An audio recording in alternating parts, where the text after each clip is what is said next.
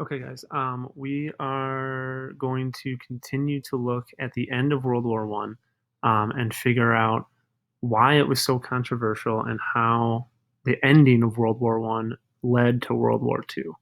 Okay, so you started that last week with the Treaty of Versailles, which is a very controversial treaty that basically created conditions that allowed Hitler to manipulate the German people into supporting him and starting World War II. But that's for another unit. This time we're going to look at the specific armistice that ended World War One.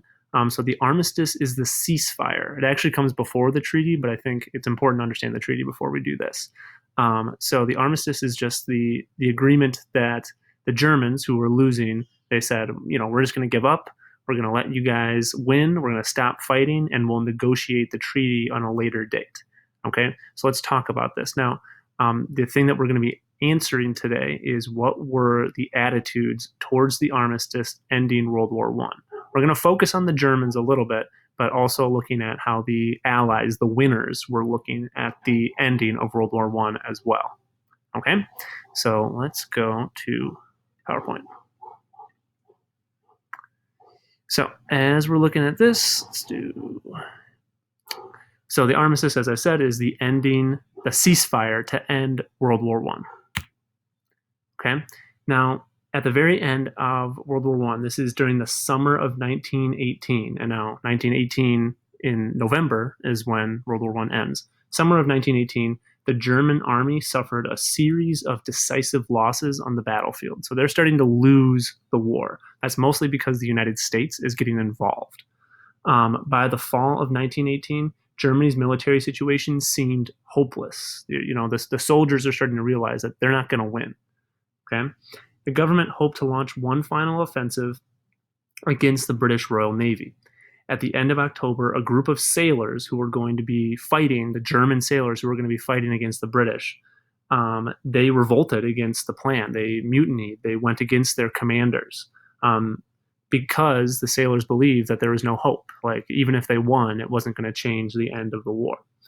Soon, this revolt spread across the country of Germany as workers and average people joined the sailors in protesting the government.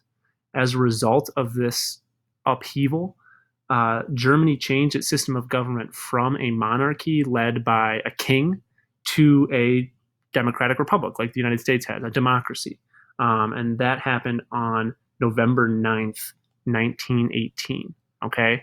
November 9th, 1918 is 2 days before World War I ends. So they have a revolution in Germany at the end of this time period, moving from a monarchy led by a king to a democracy led by the people, more or less.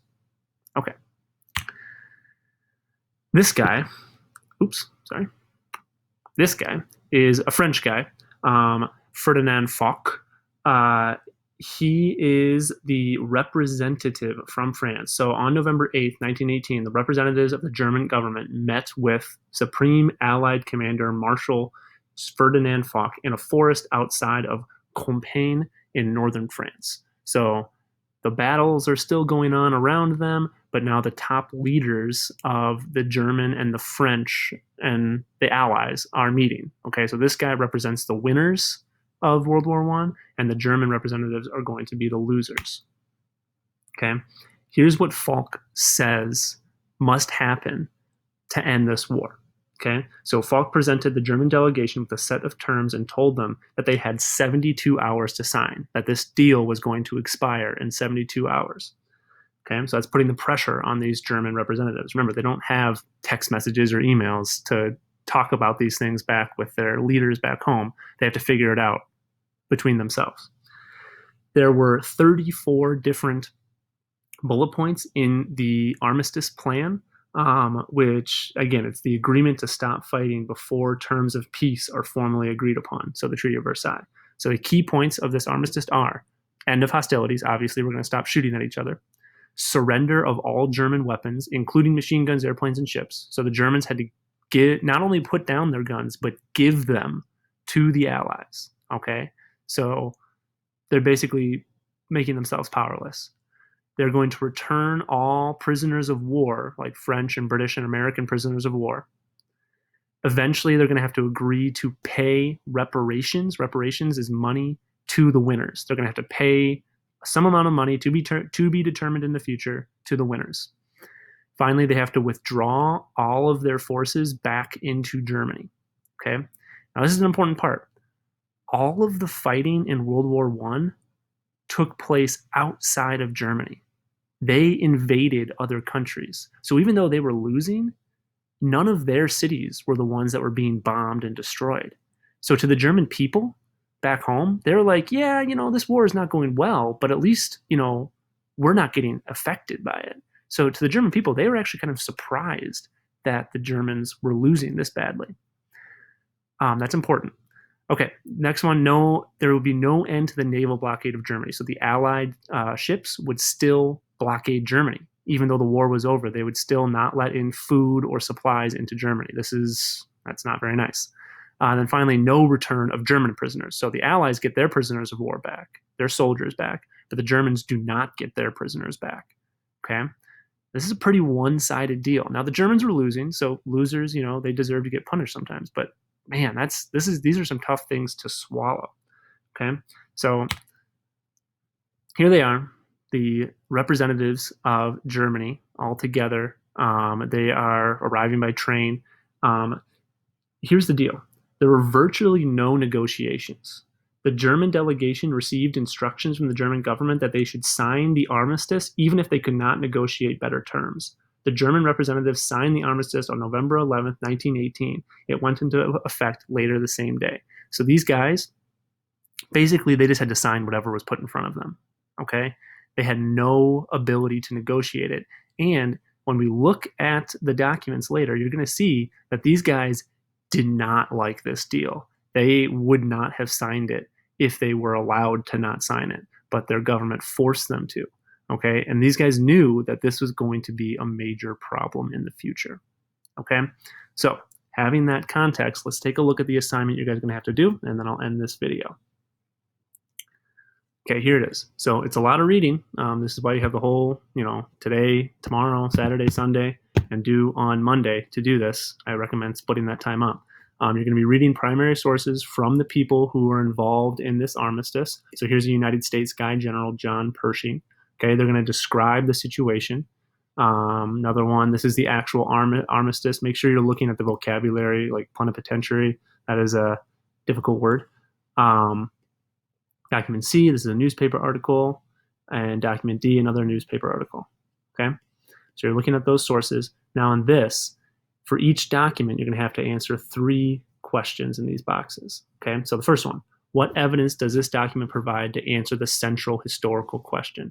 Remember, our central historical question is, what were the attitudes towards the armistice ending the war? So in document A, remember, it's written by General John Pershing. What does he say about the attitude about the armistice? Do people like it? Do people dislike it? Okay, and then provide me some explanation for why he thinks that. Okay, next, you're going to have to corroborate with the other documents. So you're going to read document A first, probably, and then you'll read the other documents. You'll leave this one blank, but once you read all the other documents, you should come back to this one and say, okay, document A, it disagrees with document B, but it agrees with document C, and this is why. Okay, so you say document A and C go together. I'm just making that up. I don't know if that's the correct answer. Okay, so you have to show which documents line up with each other and which documents disagree with each other. Finally, limitations. What I mean by this is, are there any reasons why you wouldn't believe the author? Okay, so General John Pershing, up here in document A, he is an American, okay? He doesn't care about Germany, he doesn't care about France, he cares about America. So maybe that is a limitation for this document. When we're looking at the attitudes, he's only going to care about the American attitude, maybe. And he's not going to really care about what the Germans feel about this. He just wants what's best for America. So for each document, you should also look at maybe biases or lack of information that the authors might have. Okay, so those are the things you have to do. This is a high-level skill of analyzing these documents. Okay, now the goal of this is that eventually you're going to find out that most Germans thought that the Treaty of Versailles and the armistice was a bad deal. And this is what causes, eventually, World War II, as we know that Germany is the instigator for that major war. Okay, so understanding these things is really going to help us understand the future history that we're going to get to in a week or two. Okay, let me know if you have any questions on this. It's a big assignment. It's a complicated one. So watch this video again if you need to, but otherwise email me. Bye.